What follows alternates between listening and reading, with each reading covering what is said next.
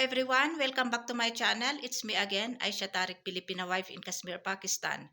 Today is June 5 and today is Thursday. Time check Pakistan time is 9 a.m.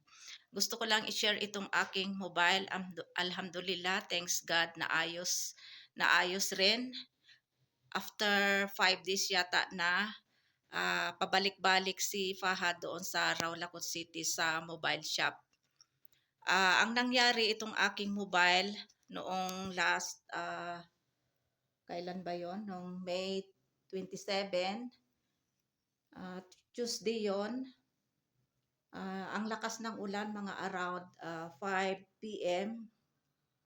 Grabe ang lakas ng ulan, lalo na yung hangin. Parang bagyo talaga, nakakatakot. Kaya after ng ulan, mga after 5:30 nawalan kami ng ilaw dito. After siguro umabot ng 1 day o kaya 1 day and 4 hours. So bali 28 hours na wala kaming ilaw, kaya ito yung nangyari sa aking mobile na na dead, na low battery. So nung nagkaroon ng ilaw nung 28 ng gabi, mga 9:30 p.m. Chinarge ko itong aking mobile.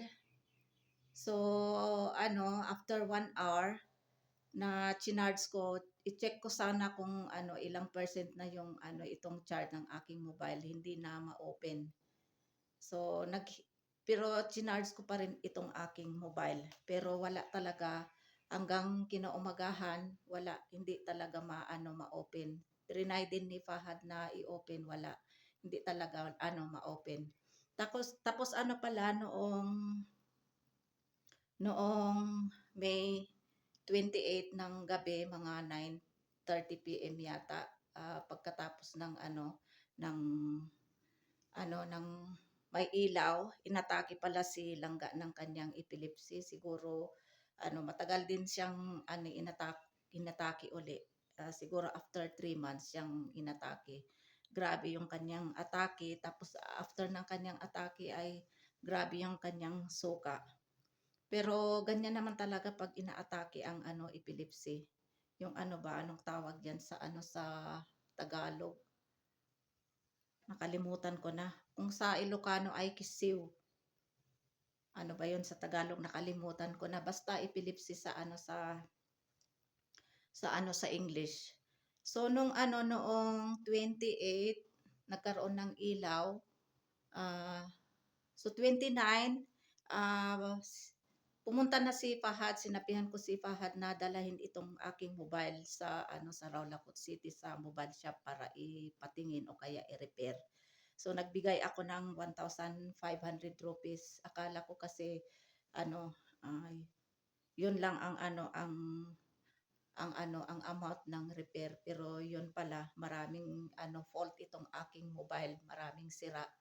So yung nag-repair nitong aking mobile,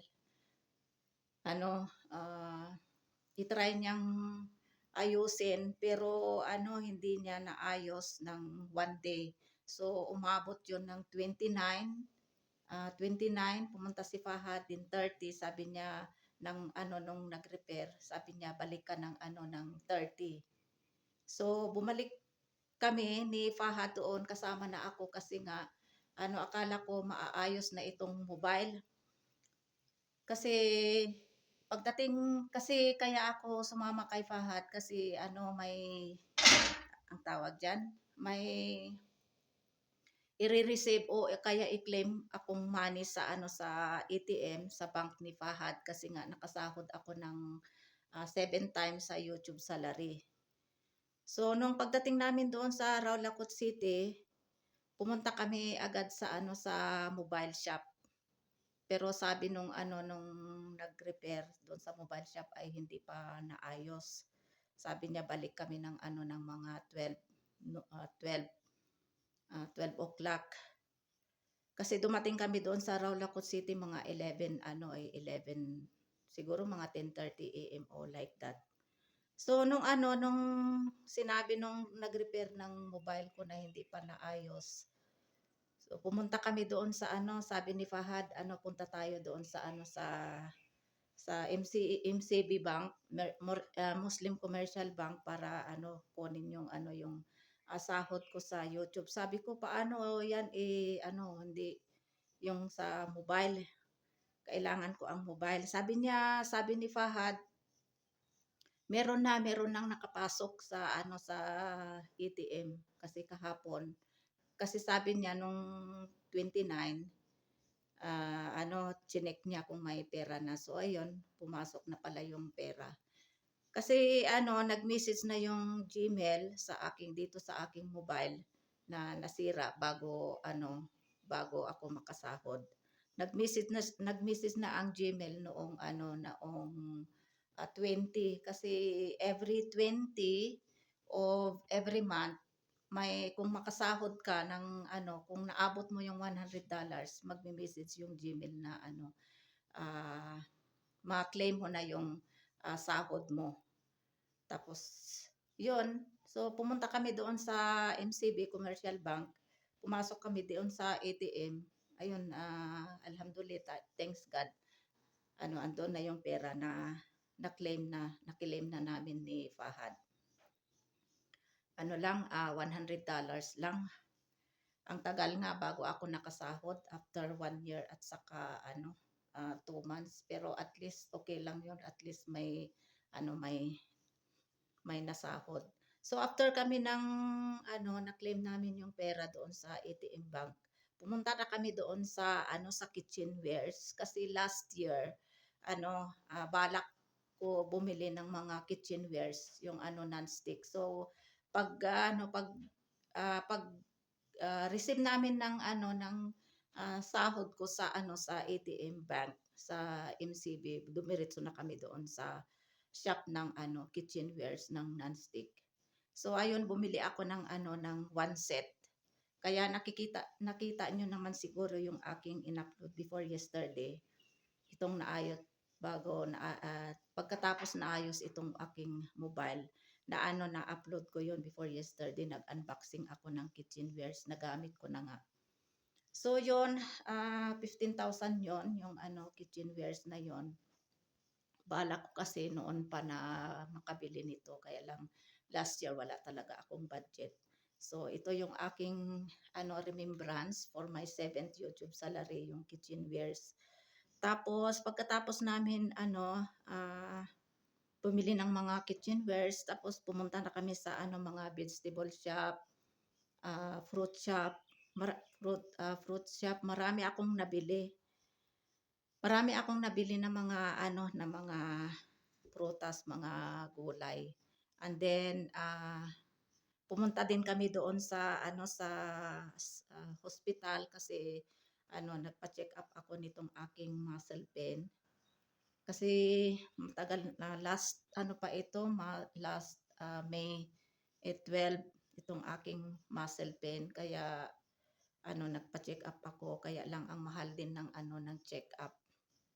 Bali lahat yung aking nagastos ay almost 5,000 plus.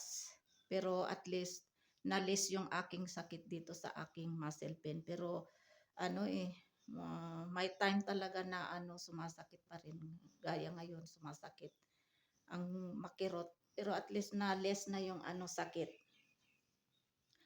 And then bumili din ako ng mga pa ba yung mga nabili ko, yung flashlight. And then marami akong nabili.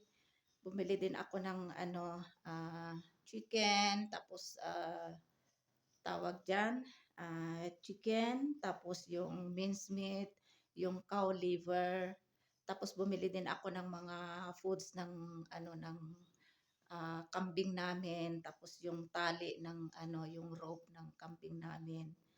Basta lahat yung aking sahod na 26 26 yung aking natanggap tapos yung 3,000 na balance, bali hindi kinuha lahat ni Fahad kasi dapat may balance yun sa sa card sa ATM. So nagastos ko lahat yung aking sahod. ang bilis gastusin pero ang tagal maipon yung $100. Pero okay lang yon, at least nabili ko yung aking gusto na non-stick kitchenwares. Tapos nakapagpa-check up din ako, tapos nakabili din ako ng mga kailangan na pagkain namin, mga gamot ni Langga, epilepsy, sa kanyang maintenance at saka sa aking maintenance din sa aking BP at saka lahat-lahat marami akong nabili, mga kung ano-ano pa. Kaya makikita nyo yung aking ano ano i i-upload ko yung aking mga nabili, tapos kung ano-ano pa. So yun lang itong aking i-share. Kaya sana magtagal pa itong aking mobile. 3 times na ito na naayos itong pinaayos ko itong aking mobile kasi matagal na din itong aking mobile. 4 years, almost 4 years na. Ito, gift ng aking friend na Ilocana din sa Rawalpindi.